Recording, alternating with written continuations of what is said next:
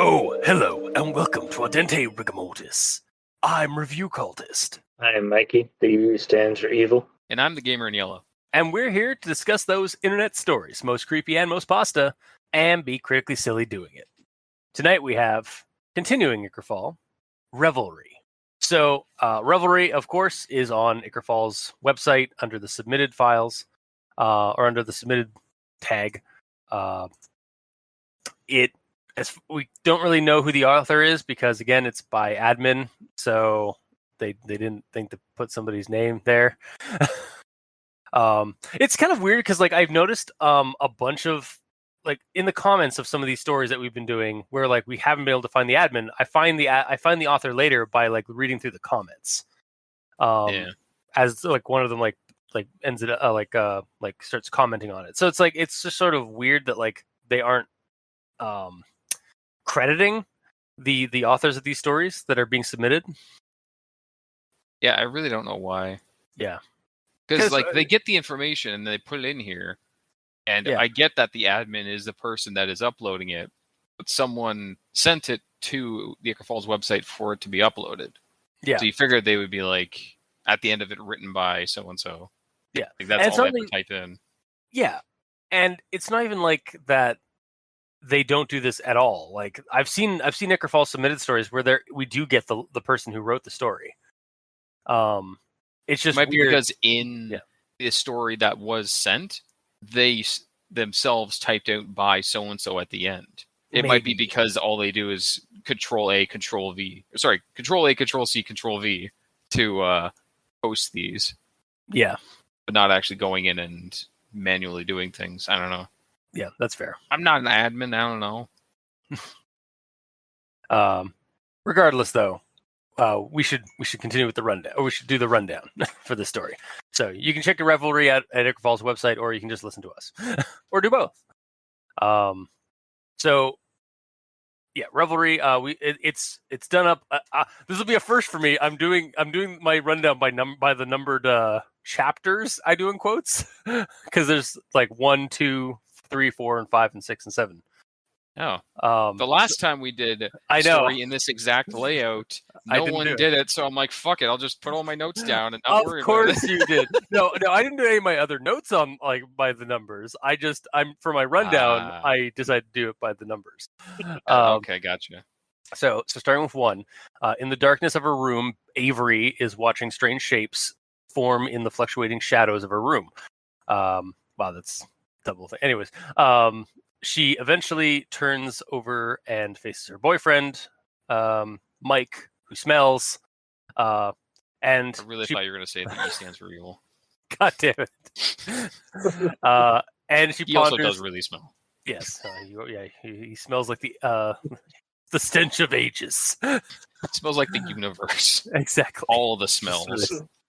Yeah. And she ponders her relationship and her mom's reaction if she found out that the two of them were sleeping together before falling asleep herself. Then we go into number 2. The next day, wandering around the shitty part of Ichor Falls, Lower Alethea, Mike and Avery climb a tree and begin tossing pebbles at passing traffic. This ultimately causes a problem as the window of a Lincoln owned by a lawyer is damaged, and the two delinquents need to book it out of there before getting caught. Safely hidden away in an alleyway, they catch their breath, and while Avery wanders about her life choices and her future, yet again, Mike pulls out some drugs. They both decide to get high, and then that transitions over to number 3. Where the duo are wandering the Stillwood high as kites. While out there among the fog-hidden trees, Avery sees blue lights and hears a beat. It turns out to be a squat concrete bathroom building with blue Christmas tree lights along the entrance. A dude watching the door, and what appears to be a rave is happening inside or like right behind the building. Avery goes inside, leaving Mike to pay the fee to get in. and finds herself in a very strange, eclectic bar scene. There are many strangers here, which is very weird for Ichor Falls because it's such a small town, but she doesn't know anybody in this room, and drinks are forced upon her. Then we go through chapters 4 through 6. Avery experiences a series of increasingly strange and disturbing experiences. Wow, really, review cultist? Who wrote experience in the same sentence as experience? God damn it. Avery experiences a series of increasingly strange and disturbing events with the bizarre bar, from seeing her BFF vomit up black gunk and gurgling out words, to a dark figure with a sledgehammer roaming around the crowd of increasingly twisted and strange forms, led by a short figure with an enchanted monocle over top an empty eye socket. All the while given drinks in a Dixie cup, and that only skews her vision further, like whatever she's drinking. Eventually, she blacks out entirely, and then we move on to number 7, where she wakes up alone on the misty ground of the Stillwood, near a burned out house. Mike is nowhere to be found, and she just lies back down on the ground and stares into the fog. It feels like morning to her. She just stays there, watching the shadows move and fluctuate on the remains of the building, as she did before in her room. Finn. So, yeah, that's the rundown, basically.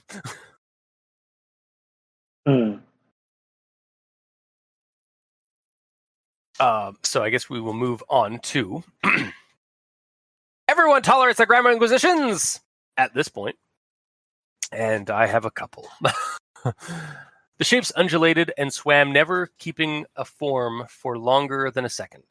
So I think there needs to be a comma between swam and never, so it's like just so there's a little bit of a break there. The shapes undulated and swam, comma, never keeping a form for longer than a second. Unless they weren't swimming at all. So they swam never. No. The shapes are undulating and not swimming. Then don't write it that way then. I know. I'm being critically silly. Mm-hmm. Of course. So move on to the next one here. That is what makes art something than just a series of lines and colors. I think there needs to be another word between something and than, so I chose like, that is what makes art something other than just a series of lines and colors. Yeah, I had that too, but I put something more than just a series of lines and colors. Yeah, that would work. I said other, but the other thing I did was I combined it with the next sentence, because the whole thing is that's what makes art something than just a series of lines and colors, period. A TV show more than a splatter of dots, period.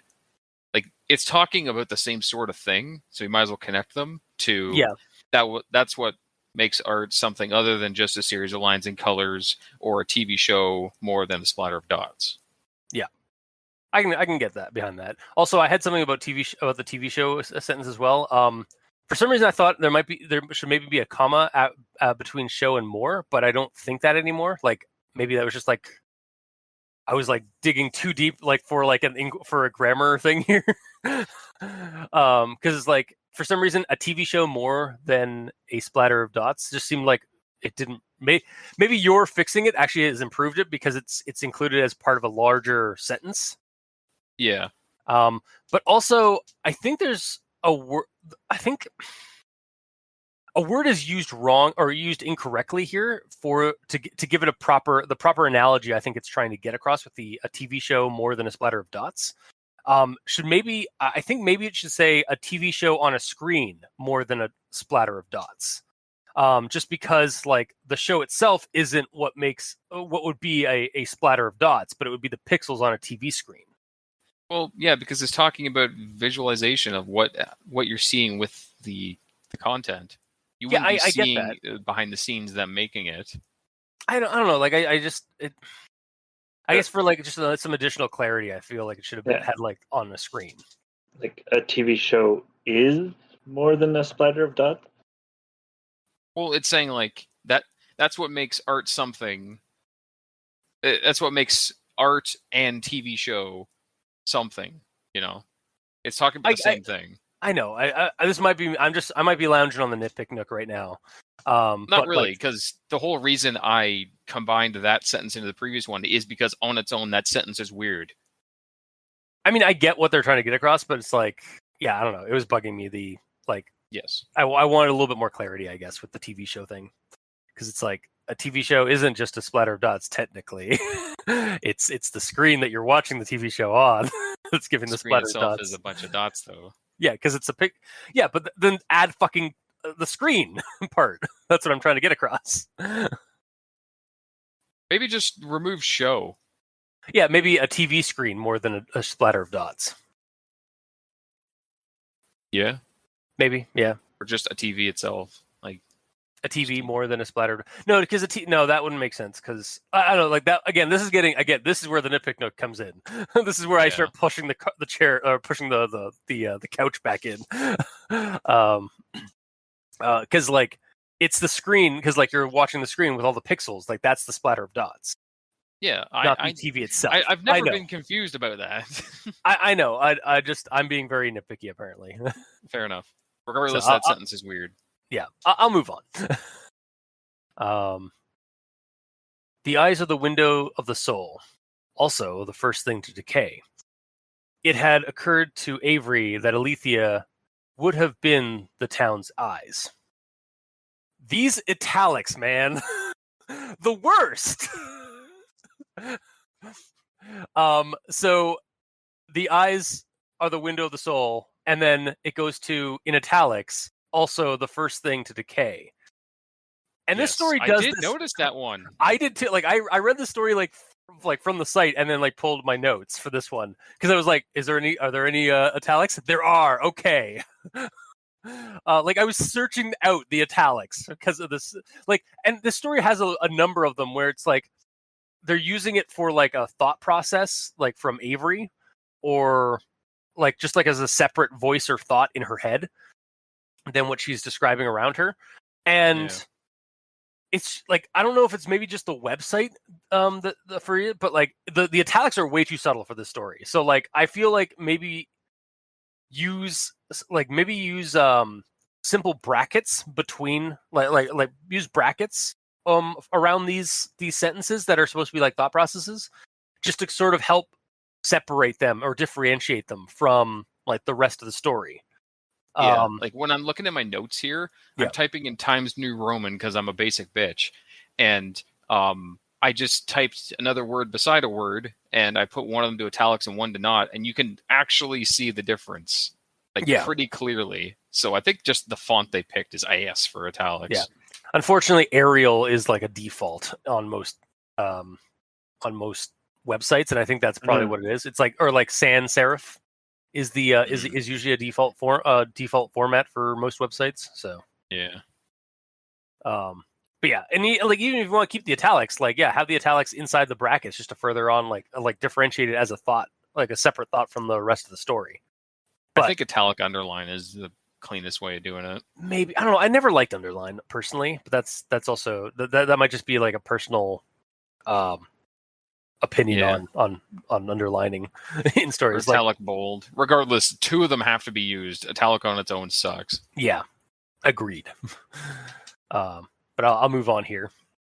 But actually, before you do that, okay. The fact that they're I get it. The separate ones where it's an entire line that's italic and it's her thinking something cool. Yeah. But with the first thing to decay thing, why was that italic? For emphasis?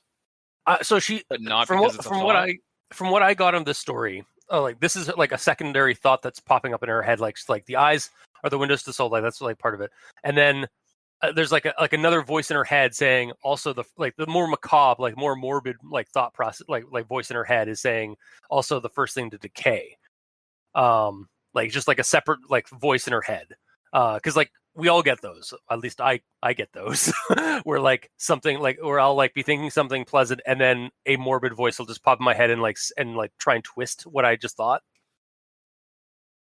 Nobody else gets that? Totally. Yeah, we all do, buddy. Yay. But yeah, like so, and then the next sentence is her thinking that Alethea is probably the this town's eyes, since it's decayed so badly. Like it's like the shittiest part of town, right? Yeah. So that's what I got from those three sentences, was that, like, yeah, she's talking about like the whole. She was thinking about something from her boy. They're like why, like, her and her boyfriend aren't looking at each other because, like, the eyes to the soul, or windows to the soul. And then, like, this morbid thought comes in, and then she starts thinking about the town and how it's like just as, like, it's basically just as shitty. So, but Yeah. should I move on, or is there something else? Well, I don't know if you should move on, but you should digress. Oh, God damn it. I'm trying to not use that word so often. I think Mikey was saying something when I was joking, though. What? I'm just noticing that I didn't make the connection there, so I just thought that Althea would have been the town's eyes, aka the window into the town's soul, whereas not that it was the decaying part of town. Okay, so like that's But the problem is, like, how is the town a window into the town, though? No, like, I think what he's trying to get at is like windows. Maybe windows not. are in towns. Like, maybe like all the windows in the town are the windows to the town's soul. Since Because that's where you are... see all the souls of people that live there, through the windows. Yeah, that's what I was thinking. Yeah, no, I don't know if that's entirely what you're trying to get across, Mikey, but I don't agree with that, because it's like, no, I think it's that she's just comparing, like, Lower Alethea, like this district of town, that's like shit, like the shitty, like, grungy part of town. Like, oh well, like if eyes are also the first thing to be, like, decay and stuff like that, then Alethea must be this town's eyes, because it's the first thing to decay and be shitty in this town, or it's the most shitty part of this town. No, so I think the whole deal with this line, I don't know if you just said this because I was reading and paying attention to what I was reading and not what you were saying. Okay. But she's saying the eyes are the windows of the soul, and they're also the first things to decay. And that's why she wasn't looking in her boyfriend's eyes when they were walking.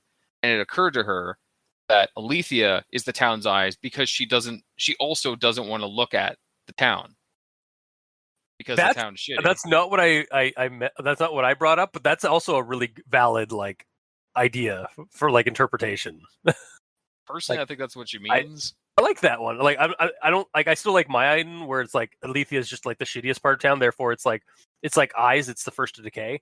But I also like your idea where it's like she just doesn't want to look at it because she doesn't want to look at her. Like, much like she doesn't want to look into her boyfriend's eyes. Yeah. Because Alethea's not the town. Alethea is a neighborhood, a section of Ichor Falls. So it is Alethea is the eyes of Ichor Falls, and that's why she doesn't want to look into it. Okay, yeah, I don't. Yeah, I like that idea. I don't think, like, personally, that's, like, not my headcanon, but I mean, you do you. Like, I do like it. But yeah. Okay. Reading it at face value, I believe that's the intent. Okay, well, whoever's listening to this, if you'd have your own opinion about this, please leave it in the comment section below where this gets posted, or email us. Yeah, you can digress now. Yeah, I will digress. The car halt to a halt with a piercing screech. Really? Yeah. So I changed the first halt to the car came to a halt with a piercing screech. As I missed that. I don't know, but I was like, I read that, I was like, there's something wrong with that sentence. Yep, I got that one and did the same thing. And then we have some caveman writing. He dug his feet into ground. I think it needs to be he dug his feet into the ground. The delivery of you doing caveman speech into makes ground. sense. Yeah, it's the emphasis, like, into ground. Yes. And then An Asian girl cupped the back of Avery's pixie cut and titled Avery's head back. I think you wanted tilted Avery's head back, not titled. It's like literally just the L is in the wrong spot in that word to make it a different word. It is. Yeah. Yeah, it's just a simple spelling error.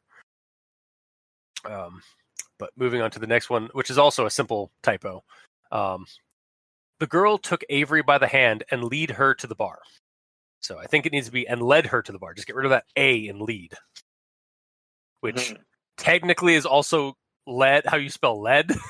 I hate the English language. I do too. So many words for the same thing. So many words for like that mean the same, like mean different things. Like they diverge from the same like spelling even. Lead and lead specifically piss me off. Like more so really than most other words. Yeah. No, it's pretty bad. Moving on. She came to propped up in a corner of the room. I think it needs. She came to be propped up in a corner of the room. I just put a comma. So she came to propped up in the corner. Yeah, that would work too. Yeah. See, it's amazing, like how like what each of us catches, or like from a story. Because like I didn't even think of that when I came up with that. When I came up with that, like my idea for like how to revise it or how to improve that sentence. That's exactly what I put down. Was just put a comma in there. Okay, well, aren't you too special? Yeah. Yeah, thanks. Yeah, it's crazy how much just putting a comma in there fixes everything. It. Yeah. I also combined it with the second half because it uses like a semicolon. Yeah, I noticed that too.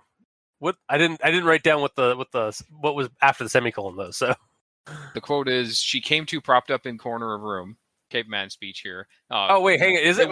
It wasn't. Okay, I was like, wait, what? I was still in caveman head for some reason. That's fair. She came to propped up in a corner of the room, semicolon, unable to make out any details of the partygoers. Like it's talking about her thought process right there. It's not a separate but conjoining sort of thought. It's the same thought because she's waking up and that's her vision, you know? Yeah. So it should just be she came to propped up in the corner of the room, then put another comma, unable to make out any details of the partygoers. Yeah. I don't know. I don't hate semicolons, but I don't know enough about them to I dislike them. But I know also you do. Don't know a lot about them. Yeah, I should sit down and like actually like read like a proper like grammar book or ask Adam from RPX. I'm because he's a sure creative writing teacher. So pretty sure a semicolon is like, man, I gotta think of something now. Like you could go. Okay, this is gonna be very childlike, just because it's simple. The car is red, and then like the car is full of gas. They're both like talking about the car in different ways. Yeah. So I think they can be semicoloned in that kind of situation. Yeah, I think it's like not quite like a colon, which is used to like kind of like add on to something like as a like behold colon must stuff. But it's like I think it's more like almost like a listing sort of thing. It's like used for like listing as well, like listing a series of like other descriptors. No, list is a colon. Is it? Okay. Yep. Use a semicolon to join two related independent clauses in a place of a comma, and use a coordinating conjunction, it, but, nor, or, for, so, yet. Make sure when you use your semicolon that the conjunction between the two independent clauses is clear without coordinating conjunction. Okay. So there was no conjunction there as well. So apparently there has to be a conjunction, at least as far as this first okay. So thing like I clicked on. Yeah, so it'd be like you said, like the car is red, semicolon, it is also full of gas. Like, right? And full of gas. Oh, and full of actually. gas. Yeah, that would be that one. Yeah, sorry. I would like because we do like conjunction junction, but then like Mikey will throw in its stories as well into the conjunction junction. Yeah, so, yeah, yeah. See, you know what? And this is the transparency of our show that people come to respect, is the fact that like we're learning some things as well. while trying to give our input on like shit. Yeah, pretty much. So like half of doing this show is us becoming better writers as a result. yeah. But I digress. Really. I am done my grammar inquisition, so I'm going to hand that over to Mikey. The E stands for evil. Before we move on from Or I semicolons, would you like a correct reading of a semicolon sentence? Sure. Yeah. We can go to the museum and do some research. Semicolon. Mondays are pretty quiet there. Period. Okay. Yeah. Okay. I Even get though that. that one didn't have an and or something before it, so I'm very confused. I mean, to be fair, like this Revelery episode, like the sentence, this example sentence, then by that example, kind of sounds like it works too. Well, my understanding is that the semicolon is there to combine two sentences that are using the same sort of subject, but it's different. So, like in that example, they're talking about what the History Museum being a great place to study. It's only open so much. Yeah. It's still talking about the History Museum, but it's not talking about studying. Exactly. Yeah. Yeah. So you don't have to put down the subject of the sentence again in the second sentence. Mm-hmm. Yeah. But when they're that short, you can just connect them with a comma. So I don't understand the use. It's probably just another way of connecting, like two connected thought processes. Like basically, it's taking commas jobs. They took her job. I was waiting for that. But yeah, no, and honestly, like, but so by that example, again, she came to, comma, propped up in the corner of the room, semicolon, unable to make out any details of the partygoers. Like that seems like it would fit then with the semicolon. Yeah, because the semicolon like makes it so you don't have to repeat the subject. Yeah. So instead of going like if that was a period, she came to propped up in the corner of the room, period, and then you would have to go in her dizzying state, she's unable to make out any details of the partygoers. But you can simplify that with a semicolon. Al dente rigor mortis. Stay for the grammar inquisition. Leave for the grammar inquisition. If anybody, like, I'm surprised. I wonder how many people listen to our show and just like leave as we're like going through grammar inquisition. Like they don't even make it to like our actual thoughts. Show, I know it's we use it to weed out the chaff. Yeah, exactly. If you're listening to our show after the grammar inquisition, you're our favorite fans. Totally. I think I'm gonna get some videos loaded up on semicolons and educate myself after this because I need to be able to properly hate on them. Yeah. Anyways, please continue. Yeah, Mikey, you're up. All right. Well, Review Cultist got all my grammar inquisition, so all that I have left is a conjunction junction. All right. And next stop, conjunction junction. Doot, doot. But what was ever comforting and sense-making about the shapes on the wall? Or didn't notice? Or just never came home? It wouldn't be the first time. It had occurred to Avery that Alethea would have been the town's eyes. So today's agenda was petty vandalism and pot. It crunched into the passenger side window of a passing Lincoln. Or rather, half limped and half ran.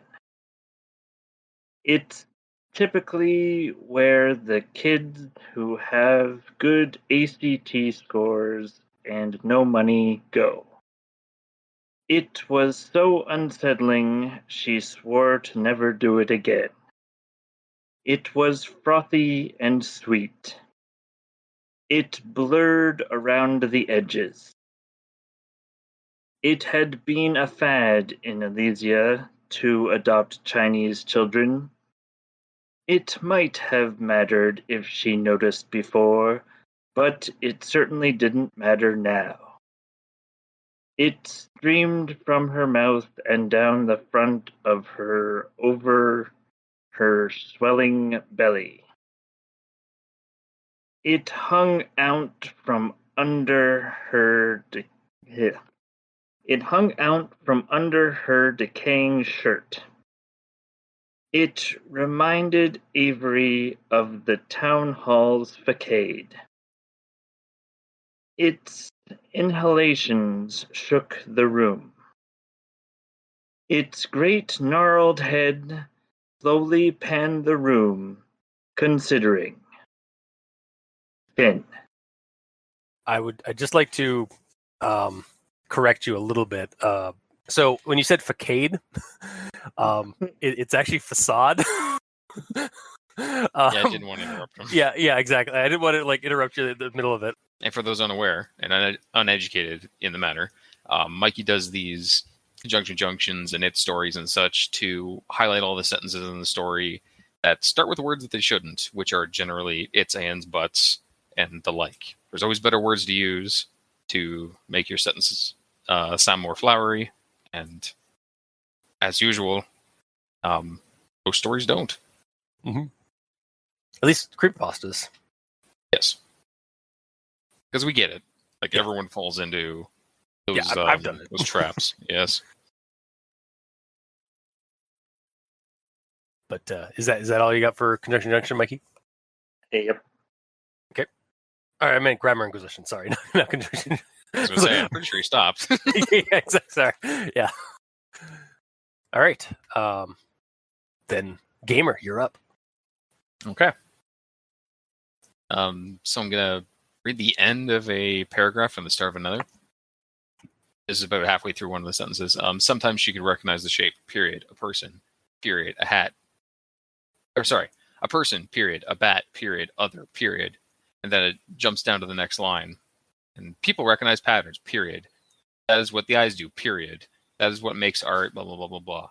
There's just a lot of really short sentences in a row. Yeah. And, like, I get it. You use short sentences for emphasis, but everything is emphasized here constantly. It's yeah. Honestly, this is my first actual thought too, because I have a little jokey thing about this. It's like, I'm just gonna out of here. Sometimes she could recognize the shape, a person, a bat, an other, a vegetable, a mineral, just the full gambit of 20 questions. Yeah. Like, is it an animal? Is it a mineral? Is it a vegetable? Sorry, it is kind of like, I'm actually kind of going to agree with you on this. Like, I feel like you could just have commas. Like, sometimes she could recognize the shapes, colon, a person, comma, a bat, comma, other, period. Like, but then you wouldn't get the emphasis on other because it's italicized. I noticed it's italicized too. Is it? Yeah. It's I don't know why it's italicized. Like, it is that again, if it's that that voice in her head that's saying some morbid or creepy macabre thoughts. Like, why is it saying is maybe it's just saying other because it's you see other things, don't you, Avery? I think the implication is other is stuff that are recognizable as shapes, but it's not a person or an animal that they know because it's a weird creature from beyond. Yeah, exactly. Yeah, it's something more macabre or outsider. But in that situation, I feel like you would want to go ellipsy and then other. Yeah, that would work. I can't recognize sometimes I can recognize the shapes, like this person, a bat. That's other. That's something. Yeah, I don't want to talk about it. Yeah. Yeah, I would do that to the other part, and then with the people recognize patterns, period. That's what the eyes do, period. Just comma them together. Yeah, it really could just be a comma. Yeah, that's what the eyes do. Yeah. Yeah, no. I honestly, I'm in agreement with you. Like, I'm fine with it as it is, but it could be fixed. My next one, a little bit of reading here. the end of a paragraph and the start of another again.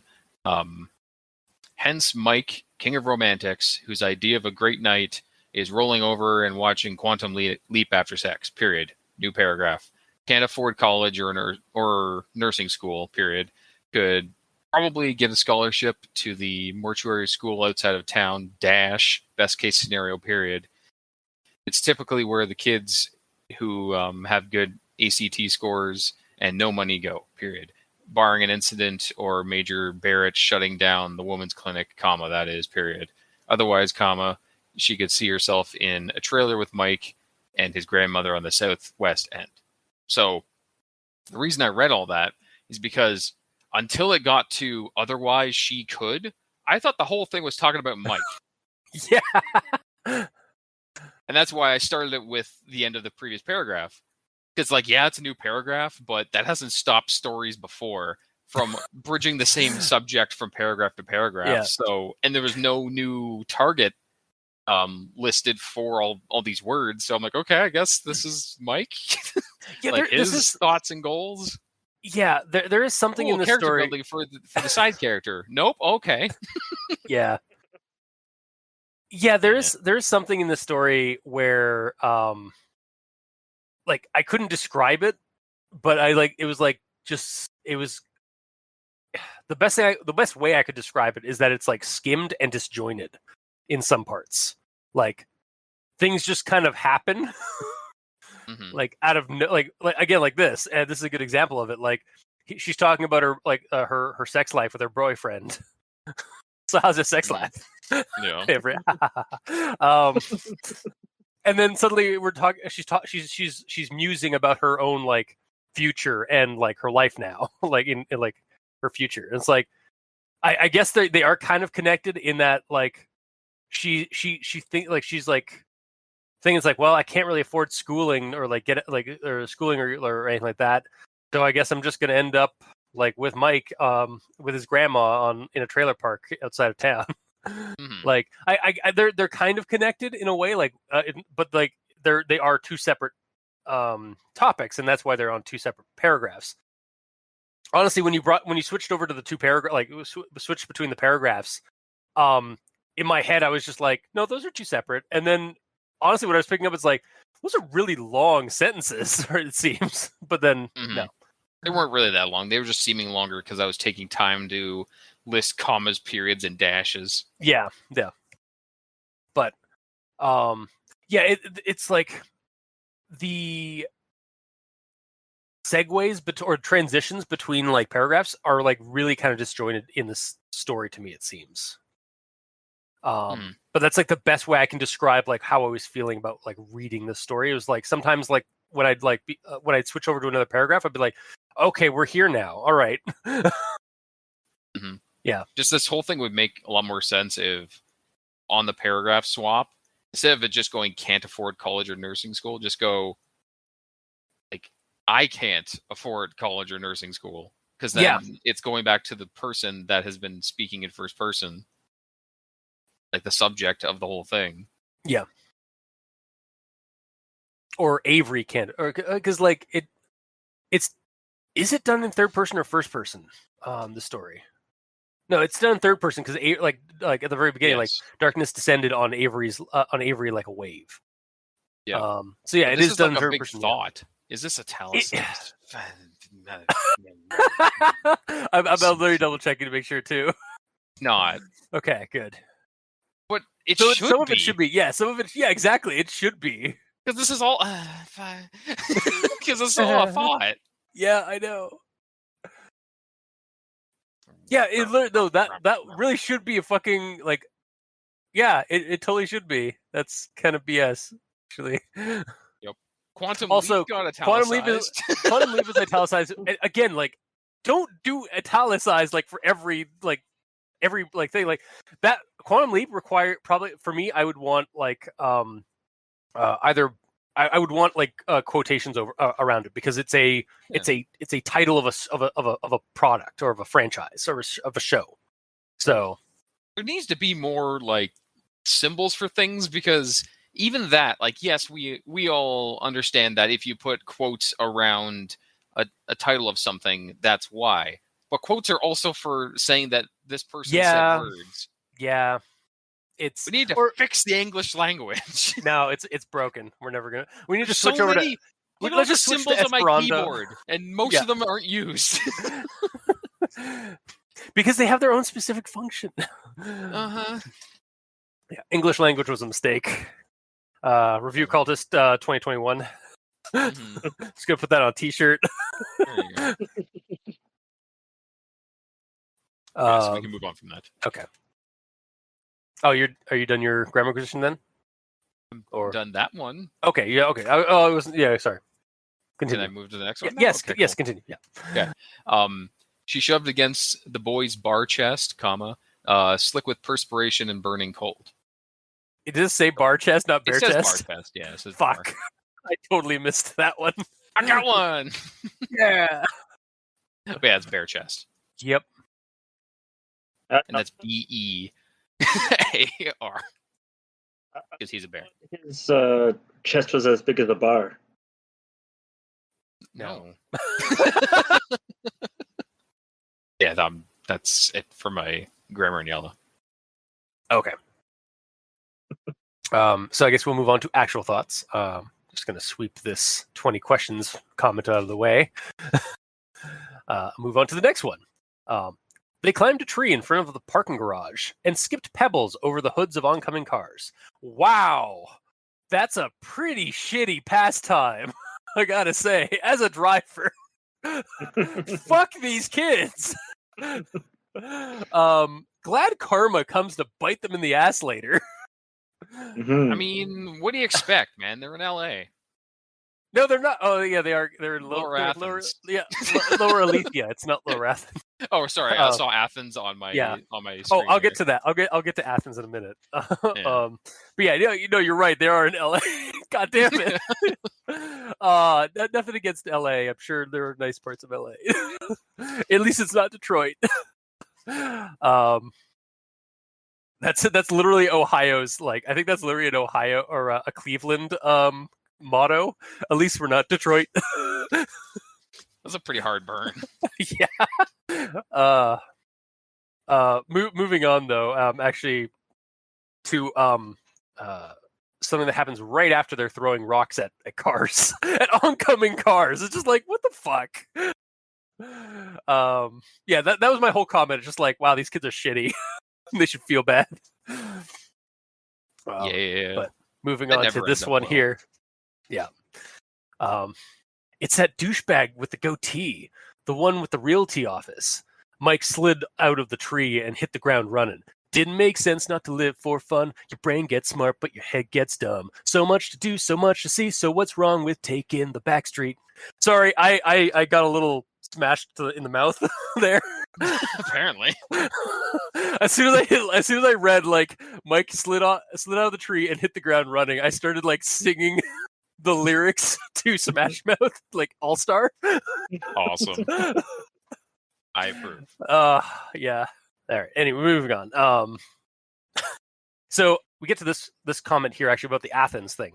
Around here, going out on the town meant taking an hour-long drive to Huntington or Athens. So, fun fact, because Ichor Falls has official coordinates on Google Maps, I was able to look up and see if there was indeed a Huntington or an Athens nearby and how far they were.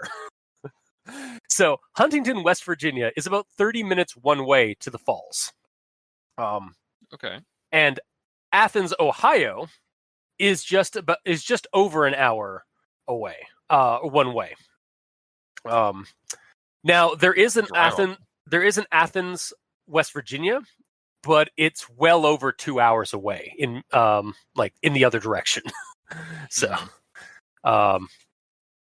also it's part of that drive going to that first place is in the same direction as the other place. Is what I'm saying. No, they're actually all in different directions. Oh, okay. Great. Huntington is southwest of Ichor Falls, following the Ohio River down, following the Ohio River south.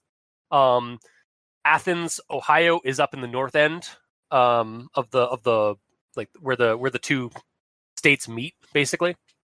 And then Athens, West Virginia is in the southeast from Ichor Falls. So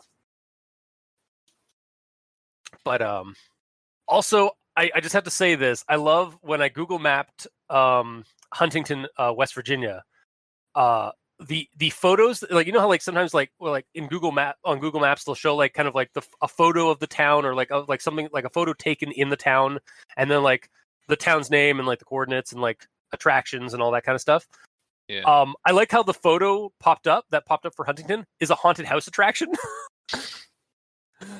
Nice. Yeah, it seemed very appropriate. So very much so. Yeah, but I shall move on.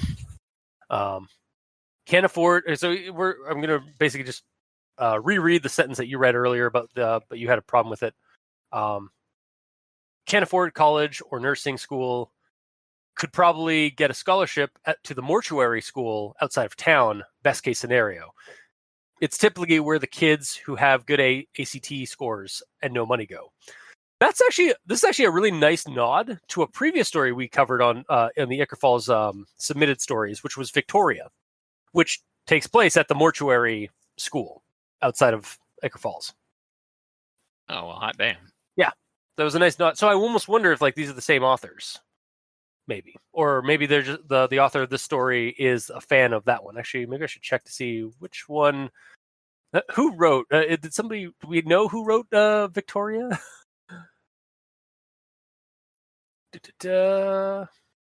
This one was submitted. So Victoria was submitted by Chase Henderson. So they might be the author of Revelery, or maybe the author of Revelery was just a fan of Victoria. The story, and I mean maybe the person, a person named Victoria, probably. So, why do you say Victoria specifically? Because that's the name of the story the mortuary school takes place in. I don't remember that one. It was last year. we covered that one. That's probably why I don't remember. It was a long time ago. Yeah. I always remember. That is totally not true. I always forget shit. But I digress. Moving on. Didn't we do a story recently that had the same formatting for the chapters? I think we did. It was another Ichor Falls submitted story. I want to say it was like last week. It might have been last week or the week before with where we did the double one. Let me double check. Chateau. It would have been maybe it was Rusalka, maybe. I checked that too, and there was also the Wolves of the Stillwood and the Damp Lady. I've checked all of them, and they don't have formatting like that. I thought we did one that. Yeah, I okay. What else did we? This maybe the Blue Man. Yes. No. Way too many things. It didn't have numbers. Okay, what the hell? Yeah, because I remember doing one recently with numbers as well. Gamer, you're not alone in thinking that. Okay. Oh no, it was Rusalka. Rusalka does have numbers in it because it's like, it does. It isn't actually numbered. The first one isn't like they don't mention one, but they do. Oh, there. Mention, yeah. Okay, I didn't scroll down enough. All right, gotcha. Yeah. All right, and then it goes to 3 and then 4. I'm gonna say it's probably the same person that did Rusalka then. Maybe. It actually it would make a little bit of sense because Rusalka is another like kind of folklore thing. Mm. So, again, it would be helpful if they actually credited the authors of these stories. Yep. Just saying. So next one up here though, a broad man watched the door.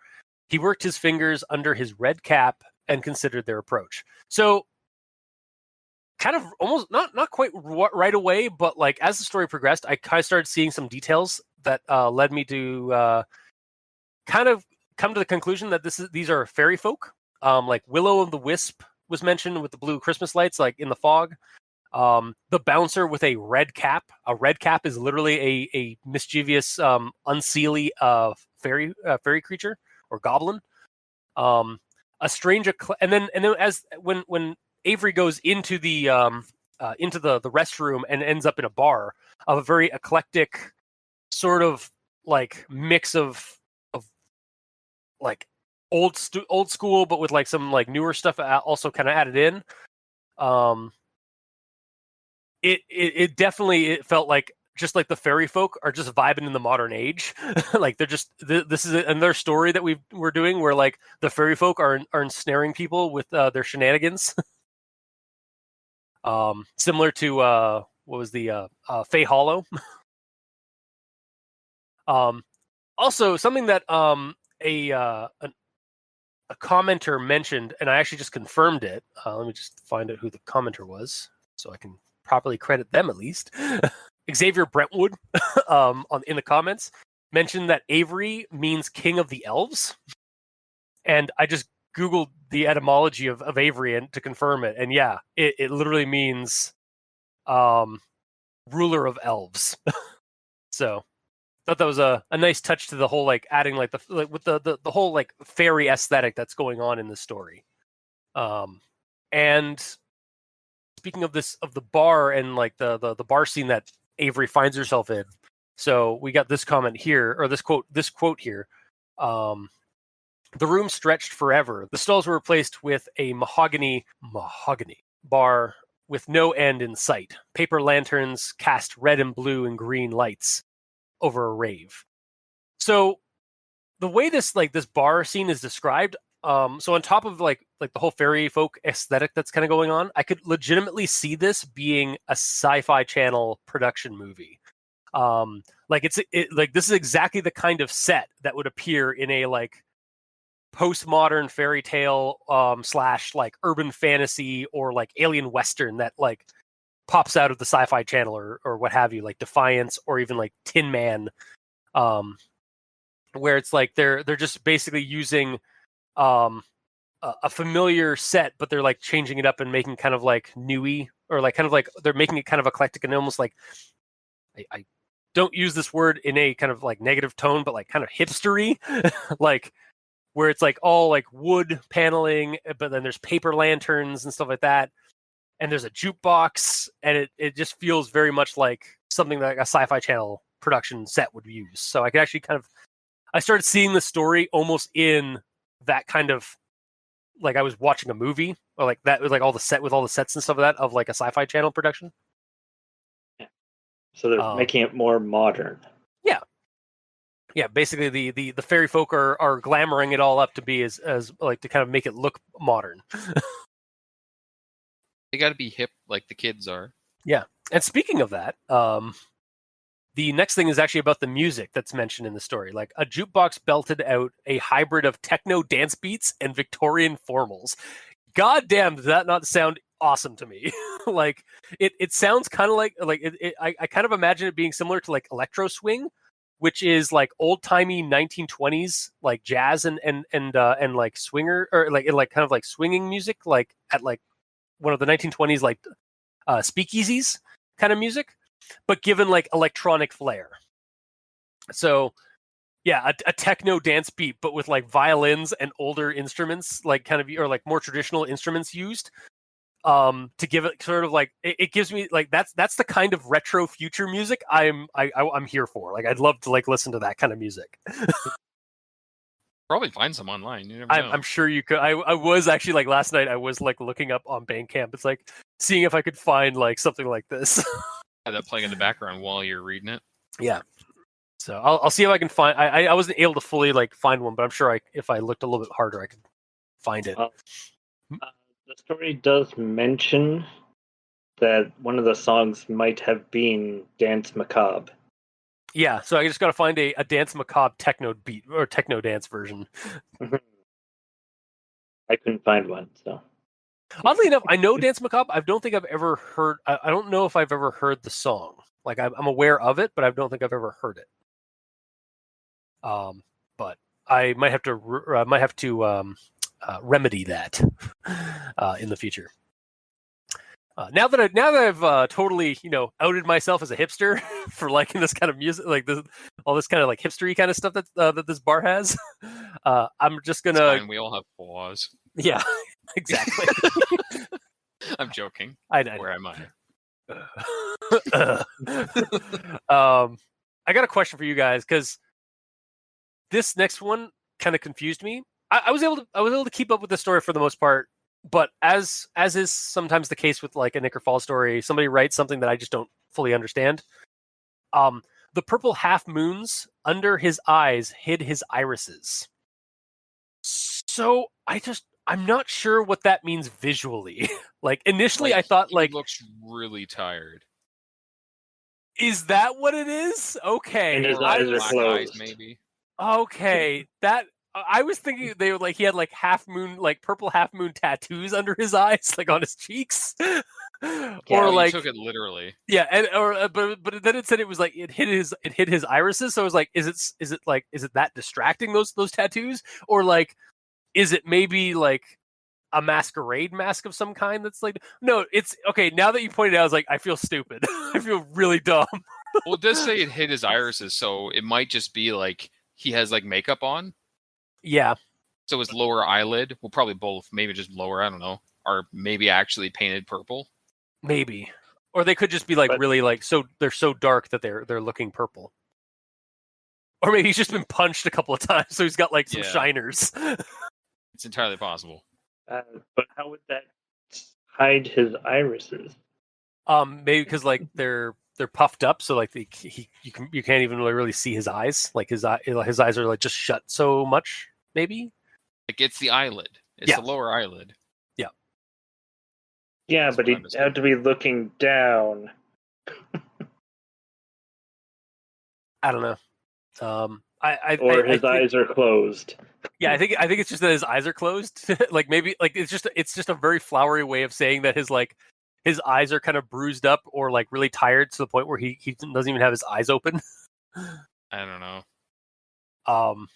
Yeah, it really confused me when I got to this part. I was like, what is this trying to say? Like, what is this trying to describe? Yeah, I kind of just didn't bother with any of that and just kept going. Because that's fair. It doesn't really describe it very well. Yeah. But, I mean, for the show, like, we have to pick at things, so...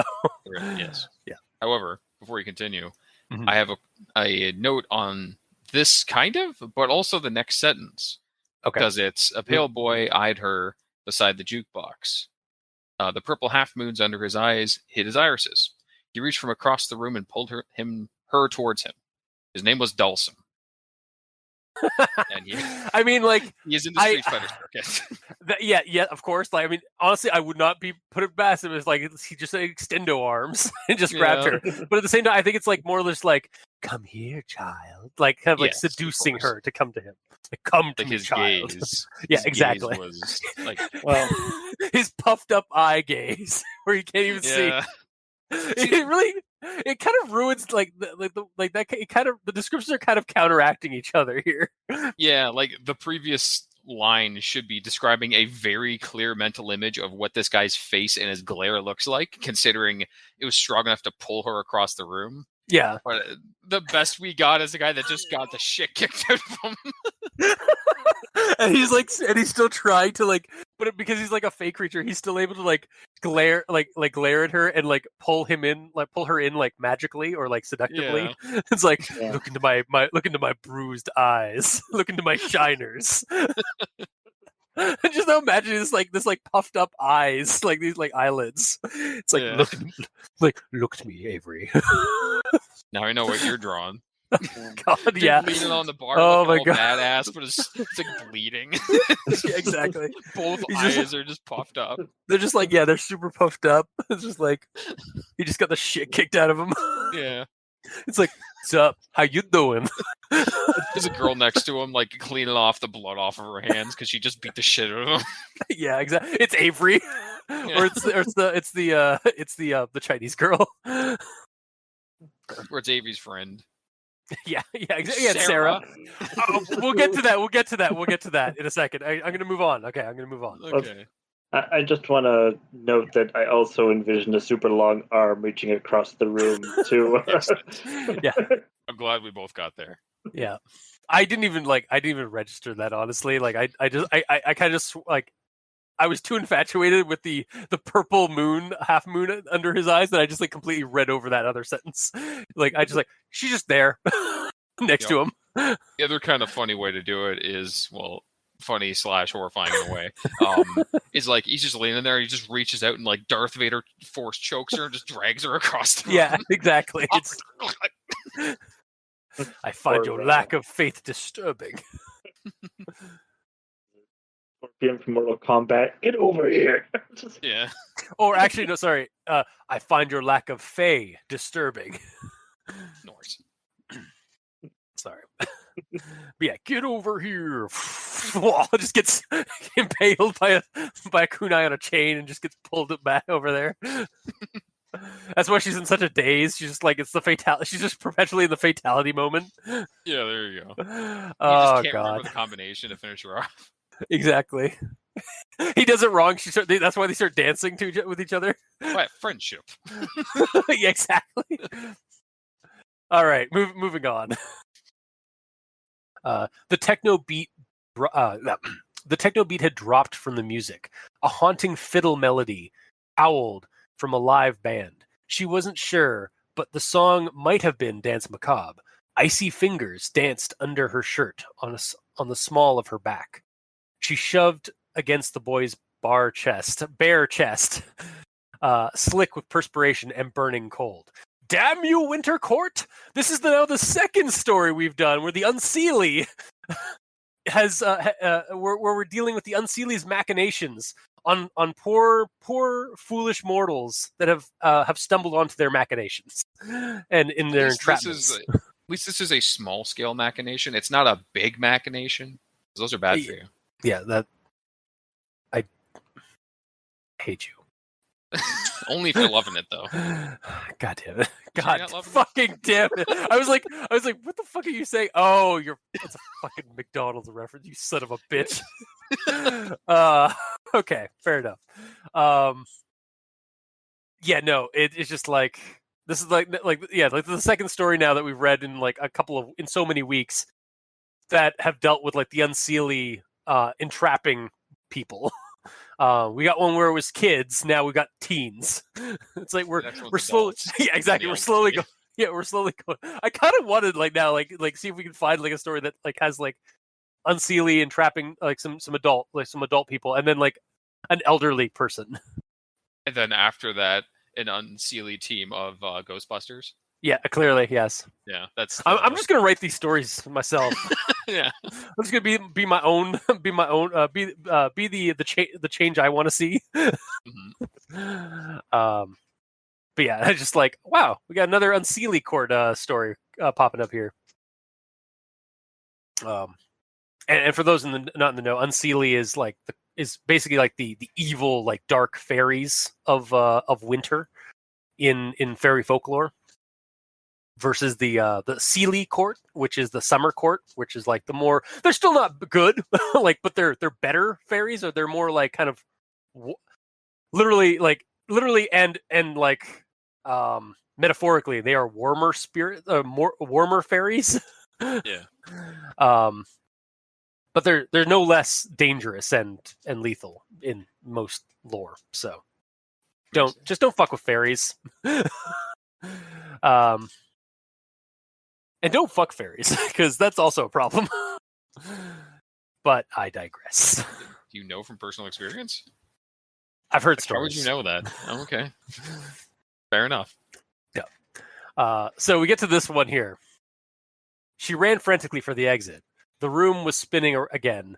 She felt like a drowning swimmer, with the water far too black to tell in what direction she was headed, towards the surface or deeper into a watery grave. She spotted a ray of light streaming through the water. Her BFF, Sarah. Guys, this wasn't me, I swear. Uh-huh. Yeah. I know. I have an issue with writing in Sarah's everywhere in stories, but it wasn't me. A likely story. Yes. Yeah. As soon as I read that, I was like, "Fuck! We're gonna have this conversation again." I think you were at least a creative consultant on this one. No. Uh-huh. I plead not guilty.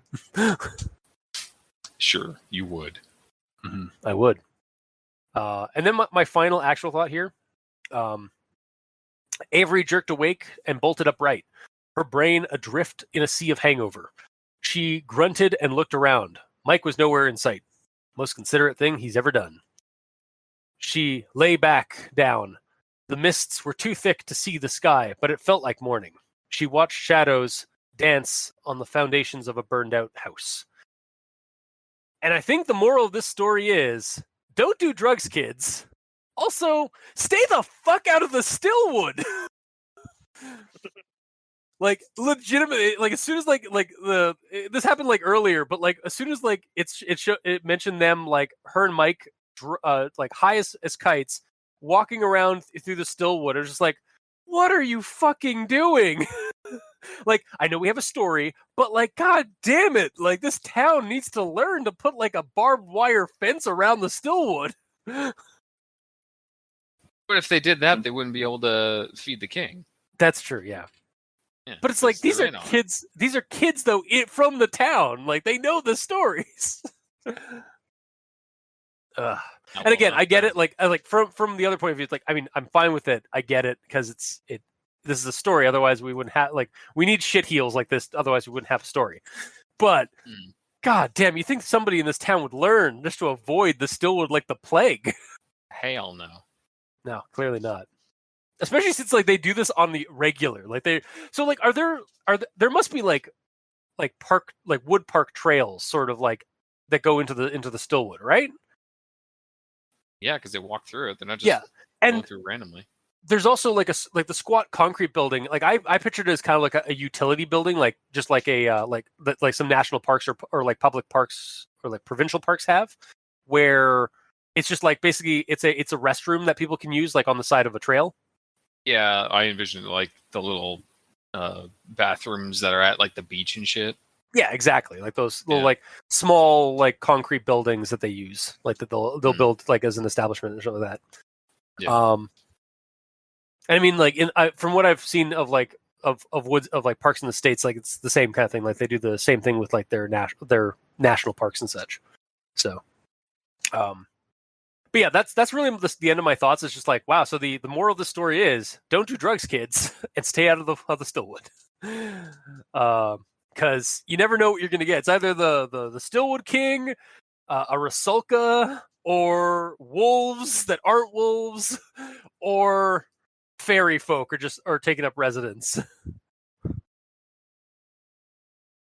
yeah, so to be honest, when it first described the building, I did not see it surrounded by the Stillwood at all.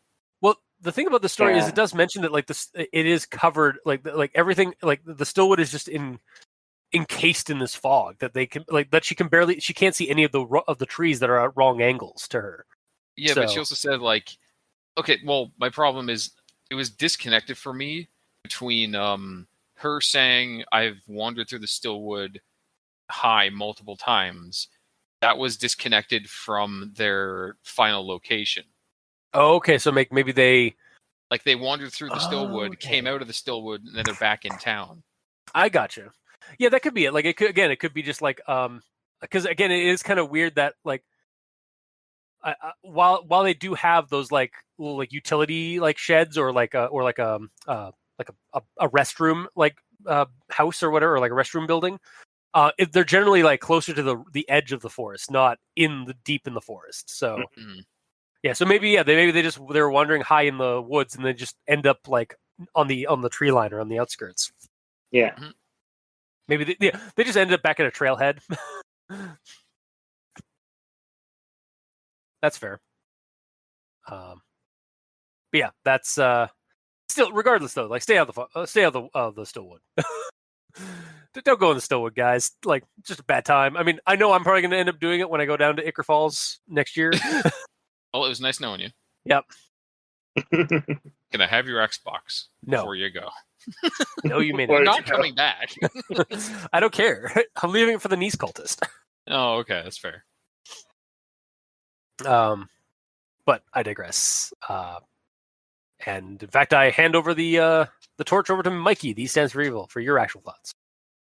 All right. Well, I've been chiming in some of the stuff that I noticed, so I have one actual thought left. Okay. So let's see here. No pressure, but it better be a banger. Oh, yeah. It starts with a quote from Sarah. God damn it. Okay. You've got to leave. Don't drink their drink or eat their food. It all has a price.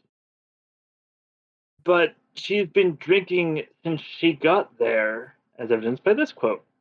An Asian girl cupped the back of Avery's pixie cut and tilted Avery's head back. She poured the contents of a red Dixie cup down Avery's throat. It's so like aggressive the way that's described. Yeah. And then continuing on, like she's been drinking the entire time she's been there because there's a sentence that's just another drink. Yeah. And then the fairies are basically like forcing her to imbibe. And another Dixie cup found its way into Avery's hands. So with this, my thought process is, how did she survive? So you go back to the beginning before she goes in, where the bouncer says, "There's a cover to get in," to which she replies, "He'll handle it." And Mike's not there at the end. Yep. Oh, shit. Okay, yeah, I see where you're going with this. Continue, sorry. Yeah. And then my last note here is that the quote, "Mike was nowhere in sight," at the end. Dun, dun. So basically, Avery inadvertently sacrificed Mike so that she could have a weird ass time with the fairy rave. He was in the rave too. He was, yeah. You did see it, yeah. But yeah, he's the one that paid for everything. So yeah. So because he had to pay for his own fucking about in there and hers, it probably killed him. Yeah. Gotcha. Yep. So and she got a free ride. She got to take it easy. Mm-hmm. Yeah. So is that big enough of a actual thought for you? Yeah, especially since what had Sarah in it, so yeah. No, not because that.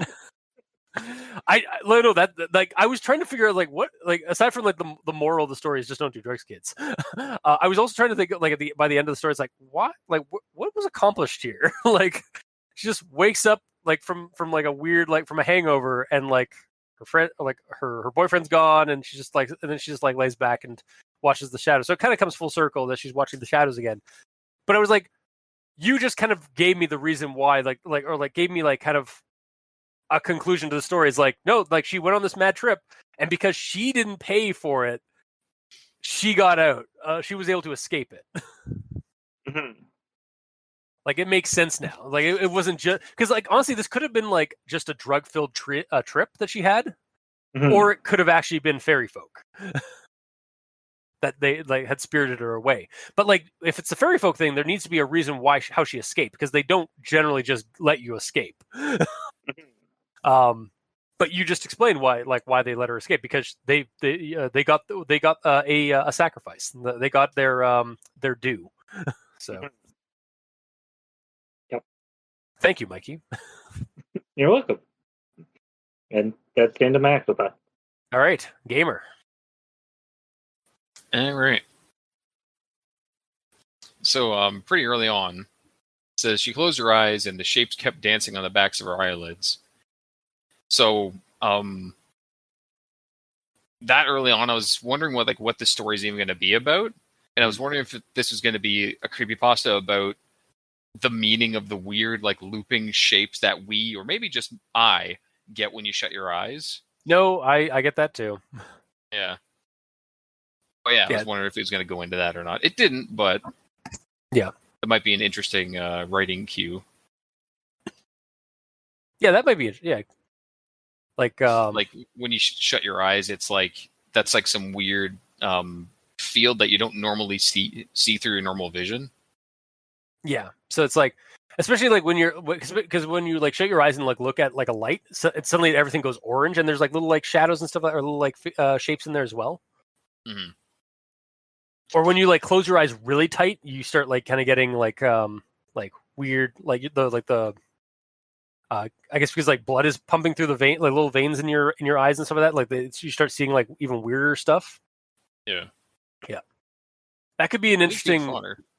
Yeah, that definitely could be an interesting idea to explore in a creepypasta, like to kind of have some like creepy eye horror. Mm-hmm. And my next one, Avery couldn't count the number of times that she's walked through the Stillwood tripping balls. Okay. she's in high school and she can't count yet? Goddamn. I mean, she is a delinquent. So. Does it actually explain why they're? Does it mention why they aren't at school? Like, and they're just like shooting the shit and throwing rocks at cars. They do what they want. Okay. They don't give a shit, I guess. They're delinquents.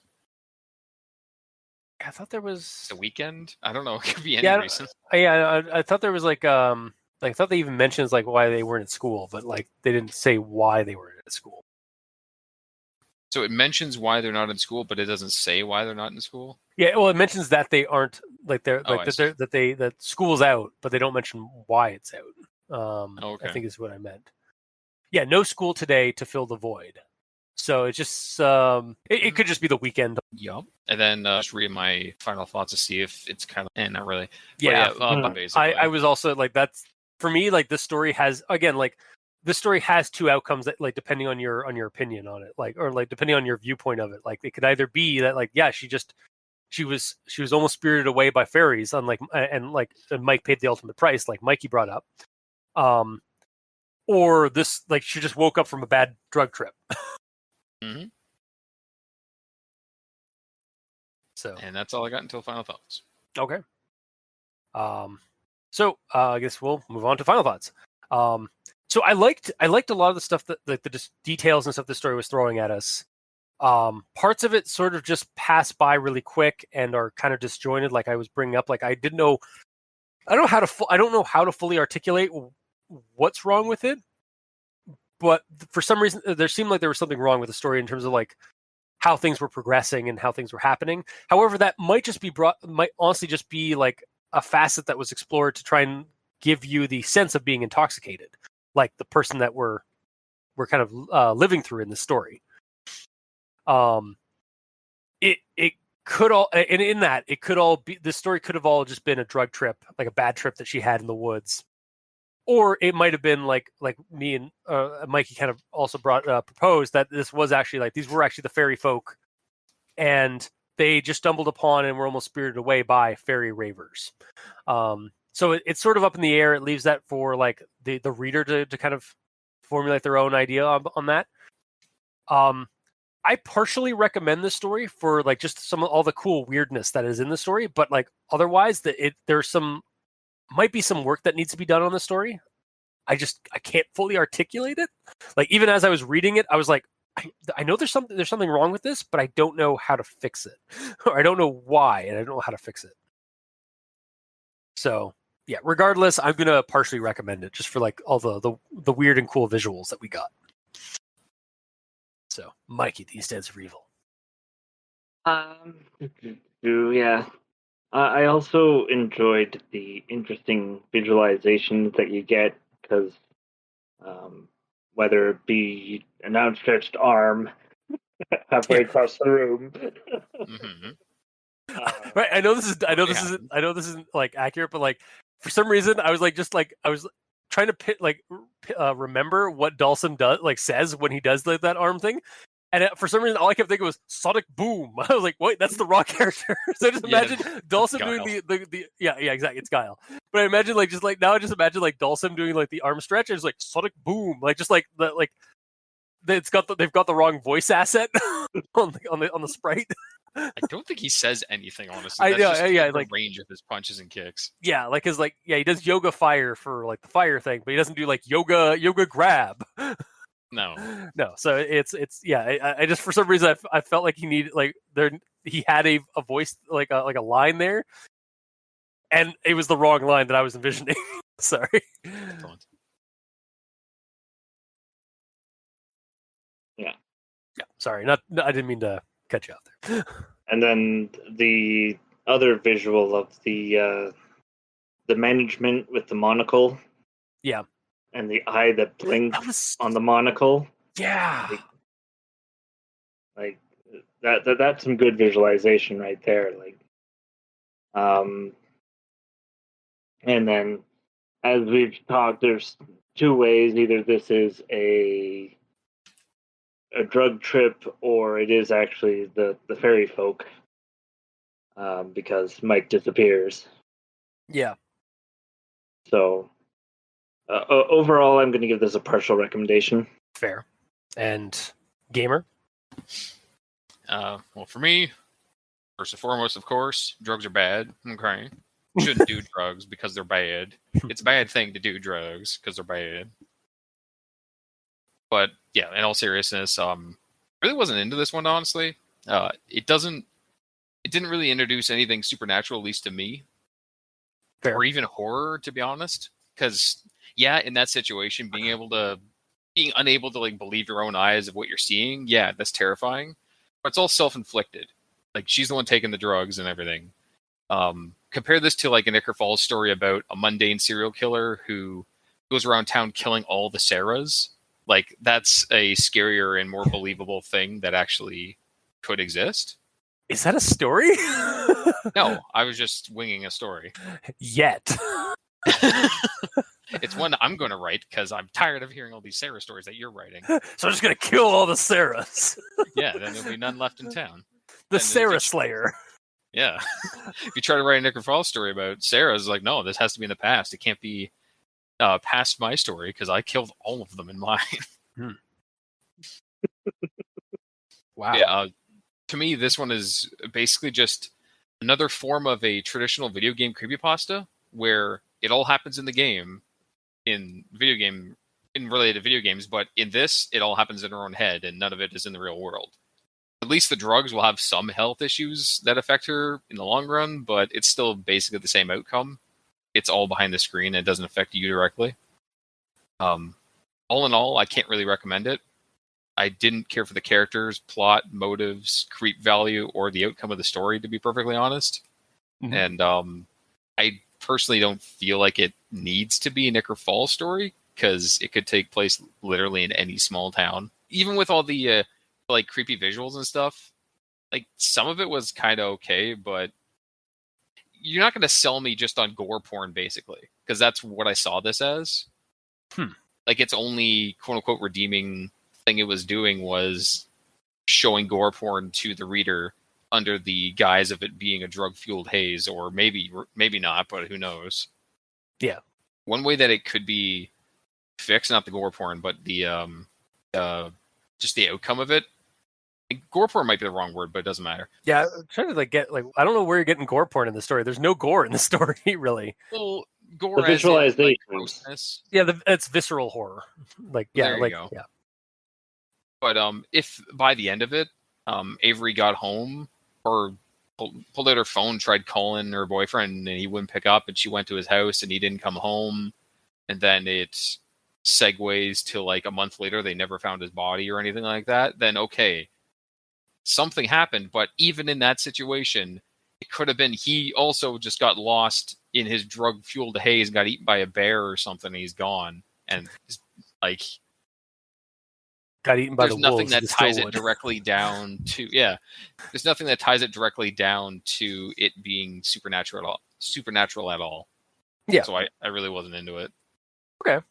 I mean, yeah, that's fine. Like, again, we're all different opinions, so like what we see, like what me and Mikey see, isn't going to be what you see, or like in a story. Yes. Like, we all also have different likes and dislikes. So I get you. If you weren't jiving for it.